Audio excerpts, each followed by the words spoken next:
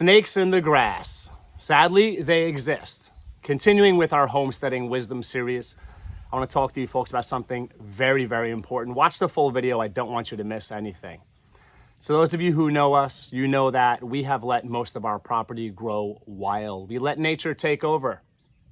But we do mow paths wherever we walk, okay? We have paths across our property so that we can see the ground and we can see any snakes that might be there, also lowering our tick exposure. So this is analogous to life, okay?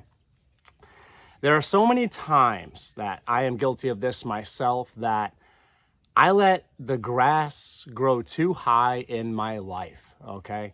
Now, what does that look like? What does the grass growing high look like in life? Well, that could be not having a schedule.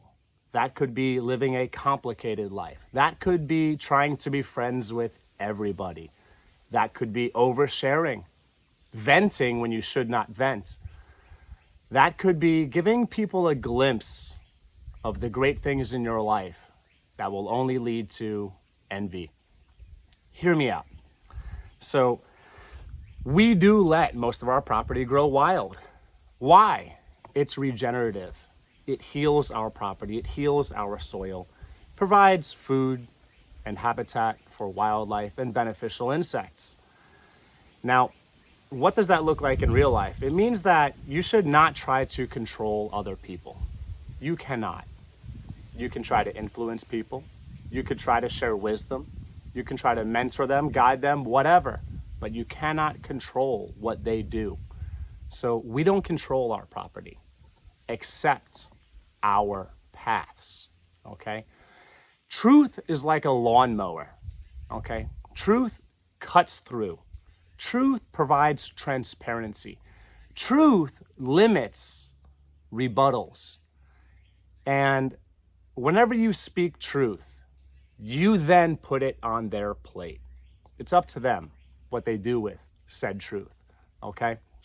Now, I have been guilty in my life of letting my emotions get the best of me. When I'm angry, is usually what happens with me. When I'm angry, I might vent. I might let some things out. And all I'm doing at times, when I'm sharing that truth with the wrong people, is I'm providing ammunition.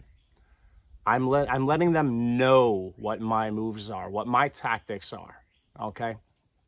And I don't want you to worry. Okay, this is not about worry. The Bible says over and over again, do not worry, do not fear, do not be afraid. This is not about fear, what I'm sharing with you. This is about vigilance. This is about simplifying your life, limiting what you share, limiting who you share with, okay? And one of my martial arts instructors, one of my mentors in life had said to me once, I could be their friend, but they can't be mine, okay? Be friendly with people, be kind, but don't be familiar, okay? When you're familiar and you open doors and you give a glimpse into your life, that gives them leverage, it gives them a foothold, and it could lead them to trying to sabotage you, sabotage your life, sabotage your family, okay? I am, to be brutally honest, vengeful and vindictive by nature.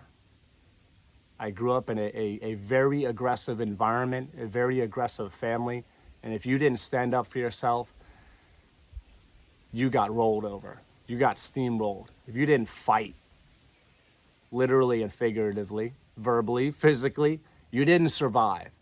So my inclination is to react with anger. And the best thing I could do at times is shut my mouth, okay? So when you create a schedule, when you simplify your lives, you get rid of the noise, you don't get involved in gossip, okay? That's mowing your grass, okay? We live in the country and venomous snakes are here. We've seen them on our property, okay? It's my job to protect my wife, protect our sons, and protect myself. I keep our paths mowed, and I let nature take care of the rest, okay? So before you react, shut your mouth, think, is this beneficial? Will this be productive? Will this be fruitful? Okay. Am I going to give ammunition to others? Okay. Think about what you say.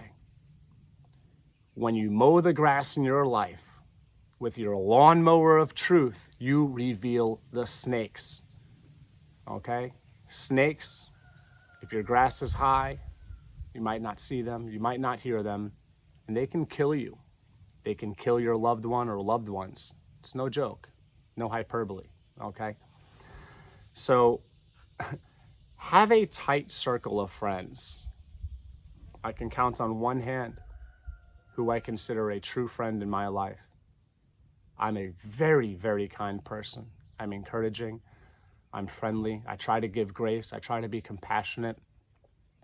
But I often find myself casting pearls to swine, to use some biblical language. And I am frequently trying to share wisdom. The problem is, people think they're omniscient. They're arrogant. They don't want to listen to me. My 42 years of life on this earth, I've learned so much from experience, from horrible decisions I've made, from bad things I've done, and from very good things that I've done. And sadly, most people don't want to hear it, okay? They think they have it all figured out. They don't value truth. And when you're at work, when you're in public, in your social circles, at family events even, do not get involved with gossip. Now, there's a difference between true talk, speaking truth, and saying what you truly feel and think about someone, and entering the realm of gossip. Remember, if that person is not there to defend themselves, think twice. Think twice. However, you do have the right to speak what you truly feel and think about someone. It's best done with them present so they can defend themselves. Be the type of person when other people are gossiping to stand up for the people who are not there. Okay, I hope, all I could do is hope that in my life, I've got people, and sadly, I don't think I really do have many of these people. And the two people that come to mind, two of my true friends, they live far away, sadly. I could only hope that I have the people in my life that when somebody says something bad or negative about me, critical about me, I hope someone would stand up and say, hey, that's not the Colin I know. I like how Colin is. I like how brutally honest he is. Colin's a good guy. Colin's loyal. I hope they would say good things about me. But sadly, in an effort to be agreeable and just go along with whatever's being said, the people you think are your friends are sometimes the first people to jump into that gossiping conversation and rip you to shreds. The same people that you have great conversations with, you laugh with, you have fun with, those are the same people that will try to sabotage you at work. Try to make it so that you get less hours, less overtime. Try to make it so that you don't get opportunities to make money. Try to take your shifts in an effort to exalt themselves in the eyes of management and / or ownership. They will put you down and step on your back to climb that mountain. This is reality. This is harsh truth, okay? So be friendly, but not familiar. They could be your friend, or you could be their friend, but they can't be yours. Mow your grass with truth, transparency. Keep things simple. Let everything else grow wild. Let people do what they're going to do. You cannot control them, and you should not control them. Guide them instead. We don't control our property. We control our paths alone. So I hope you found this to be insightful. At the very least, I hope I provoked some thought. Be careful out there. There are snakes in the grass. Get involved in the comments below if someone you care about, maybe even somebody you love, has bitten you, said horrible things about you that were not true. Let me know if you've been the victim of false gossip. Let me know if people have stabbed you in the back, people you never thought would do it. Let me know in the comments below, okay? Take care, everybody. Be vigilant. Snakes are in the grass.